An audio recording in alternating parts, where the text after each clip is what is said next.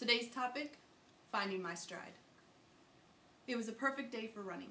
The morning was a bit cloudy, cool enough to wish for another layer, and there was a hint of fall crispness in the air. Unusual weather for Texas in October.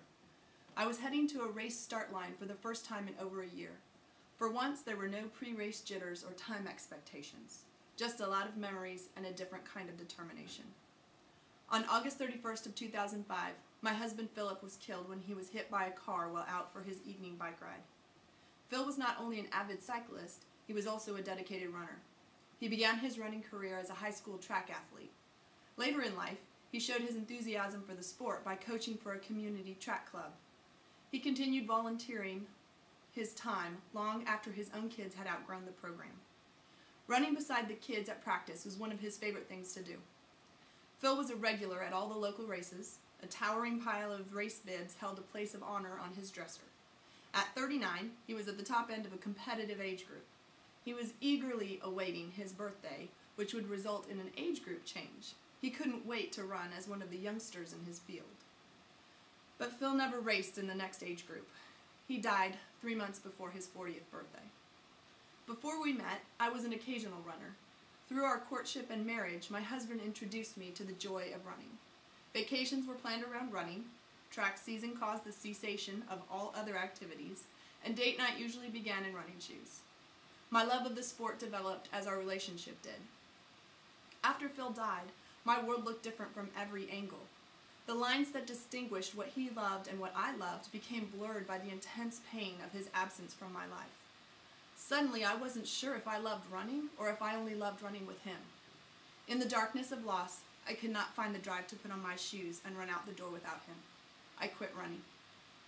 Each morning I woke up in the haze of grief with only the thought of how to make it through the day, and each night I fell into bed, exhausted by the effort required to keep from drowning in my sorrow. After months of feeling lost without my husband, it finally occurred to me that I might feel more connected to him on a run. With some trepidation, I laced up my shoes. For months I ran away from the heartache, away from the shock, away from the inevitable reality that he was gone. When I ran, I felt close to him in my soul and in my stride. Each breathless effort a testament to all I had learned from running beside the man I loved. Out for a run on a Sunday day, Phil was still my partner. At first, returning from a run always left me spent and sad. But slowly I realized that running was becoming my way of saying goodbye to the man who was my husband and my friend. The act of running was freeing. It reminded me that I was capable of putting one foot in front of the other in forward motion. The destination was not as important as the journey. As time passed, my heart unwittingly began to heal. Eventually, the nature of my runs changed, and I noticed that my step was lighter. I realized that my purpose in heading out for a jog was no longer exclusively a desire to feel close to Phil.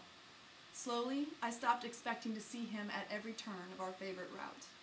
Running did not always reduce me to tears. With every step I took, I began to remember the joy of running. Gradually, I ran just because I wanted to. On that brisk October day, I faced my first finish line without my husband. A dear friend of mine who lost her husband to cancer lined up beside me at the start. We were there to run in honor of the men we had loved and lost, but not forgotten. Passing each mile marker, I marveled at the power of running. As we traveled the course, we shared stories about our husbands, we talked about the lives that were still ahead of us, and we celebrated the fact that we could run.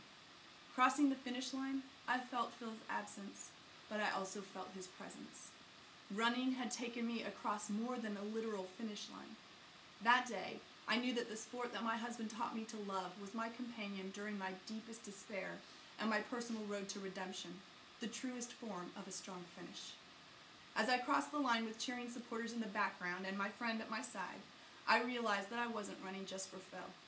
I was running for myself too. Please remember, grief is not a problem that can be solved. It's a journey that must be walked. Wishing you peace for the journey. Thanks for joining us.